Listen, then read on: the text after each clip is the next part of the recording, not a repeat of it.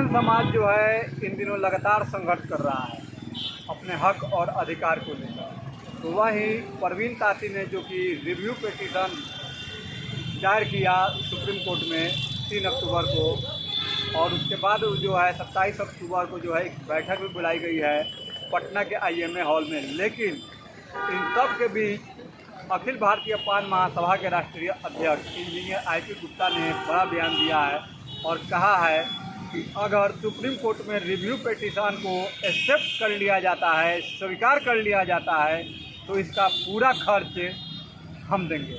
क्या कुछ कहा है इंजीनियर IP गुप्ता ने, चूँकि बड़ा बयान दिया है समाज के प्रति। आइए आपको सुनवाते हैं हम इंजीनियर IP गुप्ता से। बने रहिए न्यूज मंच के साथ। न्यूज मंच के लिए नीरज कुमार के साथ विशाल वैभव, पटना। दोस्तों नमस्कार, IP गुप्ता नाम है मेरा। जैसे कि आपको पता है कि सुप्रीम कोर्ट के फैसले के खिलाफ में एक रिव्यू पिटीशन दायर की गई है जिसका डायरी नंबर भी आ गया है।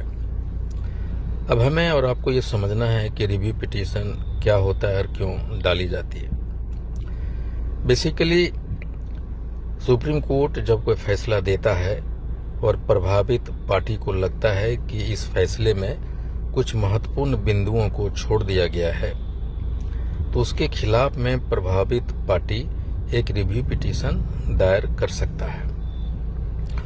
और जब कोई पार्टी रिव्यू पिटीशन दायर करता है तो फैसले देने वाले जज या जजों का एक बेंच अपने केबिन में इस रिव्यू पिटीशन की समीक्षा करता है और उसको लगता है कि ये रिव्यू पिटीशन में वास्तव में इनके द्वारा उन पॉइंटों को, उन बिंदुओं को छोड़ दिया गया है जिसमें प्रभावित पार्टी ने रेज किया है अपने रिव्यू पिटीशन में, तो उसको एक्सेप्ट कर लेता है। और जब ये एक्सेप्ट होता है तो फिर ओपन बहस में जाता है। तो दो जज की अगर बेंच होती है तो फिर 3 जज का बेंच हो जाता है।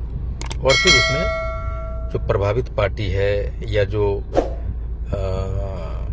दूसरे पार्टी के लोग हैं वो अपने अपने वकील को दोबारा रखते हैं। अब ये देखना होगा कि ये जो जज हैं जो हमारे खिलाफ में फैसला दिया है वो अपने केबिन में इसको एक्सेप्ट करते हैं या रिजेक्ट करते हैं। अभी हाल ही में जब रिजर्वेशन कोटे की बात कही थी तो चिराग पासवान जी की पार्टी ने एक रिव्यू पिटीशन दायर किया था जिसको सुप्रीम कोर्ट ने रिजेक्ट कर दिया, उसको एक्सेप्ट नहीं किया, मामला वहीं खारिज हो गई। और अगर ये रिजेक्ट कर देता है तो मामला खत्म हो जाएगा, लेकिन अगर एक्सेप्ट करता है तो फिर वकीलों की जरूरत पड़ेगी और उस समय पैसे की आवश्यकता होगी। और अगर एक्सेप्ट होने की परिस्थिति में अगर पैसे की आवश्यकता होती है तो वकीलों के रखने के सारे खर्च या उसमें जो भी खर्च आएगा वो मैं उठाऊंगा। और जो रिव्यू पिटीशन दायर किए हैं वो हमसे संपर्क कर सकते हैं और समाज के बीच में मैं वो सारे खर्चे समाज के बीच में मैं वो सारे पैसे मैं उनको दूंगा जो भी बहस में खर्चा होगी। इसलिए फिलहाल अभी उसमें पैसे की आवश्यकता नहीं है।